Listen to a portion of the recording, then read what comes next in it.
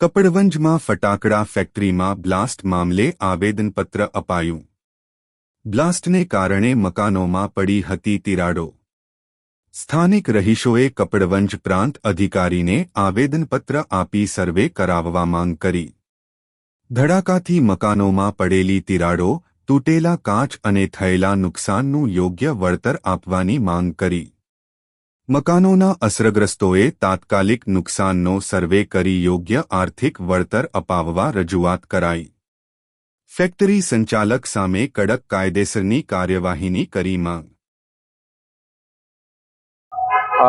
સોલંકી અજયસિંહ ડાયસી, ગરોડ તાલુકા પંચાયત સદસ્ય। મારા વિસ્તારની અંદર જે નગરપાલિકા અને ગરોડની સીમ વચ્ચે જે સરહદ આવેલી હતી તેમાં ફટાકડાની ગેરકાયદેસર ફેક્ટરી ચાલતી હતી। તેમાં બ્લાસ્ટ થવાથી ગરોડ પંચાયત, અગરાજી પંચાયત અને રમોશ્રી પંચાયત આ 3-4 પંચાયતોમાં બહુ ભારે નુકસાન થયેલું છે। મકાનોના દિવાલો ફાટી ગયેલી છે, ક્યાંક બારી બારણાં બધું તૂટી ગયેલું છે। તો એનો સર્વે કરવામાં આવે, એના માટે યોગ્ય વળતર આપવામાં આવે એવી અમારી રજૂઆત છે। મારું નામ વિનોદસિંહ સોલંકી છે। આવેદનપત્ર એટલા માટે અપાવત, થોડા દિવસ પહેલા કપડવંજ નગરપાલિકાના વિસ્તારની અંદર એક બોમ્બ બ્લાસ્ટ થયો હતો।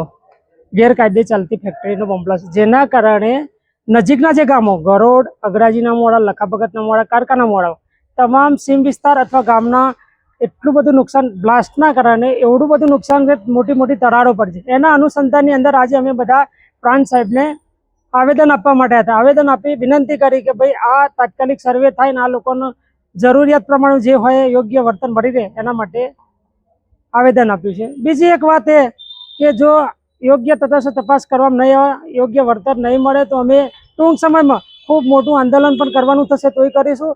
એનાથી વિશેષ ઉપવાસ પર ઉતરવાનું થશે તો પણ ઉતરીશું, કારણ કે એટલો બધો ગભરામણનો માહોલ ગામમાં થયો હતું। નાના છોકરાઓ ઘરમાંથી નીકળતા નહીં એવી પરિસ્થિતિ થઈ ગઈ છે। એટલે અમારી વિનંતી એટલી છે કે તાત્કાલિક યોગ્ય વળતર મળી રહે આવી વિનંતી।